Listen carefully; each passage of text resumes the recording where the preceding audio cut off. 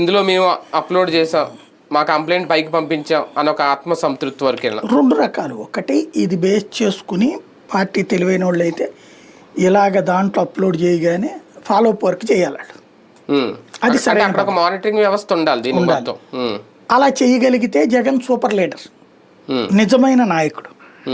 అలా కాకుండా ఇవన్నీ మేము రాసుకుంటాము దాచుకుంటాము అంటే ఒక కామన్ పొలిటీషియన్, అంటే హైలీ నాలెడ్జబుల్ పొలిటీషియన్ అవడప్పుడు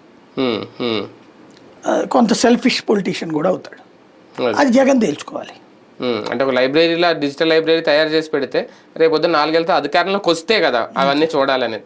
లేకపోతే వీళ్ళ కంప్లైంట్లన్నీ ఒక అరణ్యరోధంలాగా మిగిలిపోతాయి. కానీ వార్నింగ్లో ఏమన్నా మార్పు వచ్చిందా?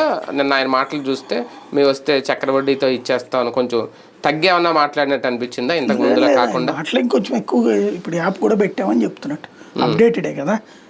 ఇదివరకు మా వాళ్ళు గుర్తుపెట్టుకుంటారు, నా చేతిలో కూడా లేదనేవాళ్ళు.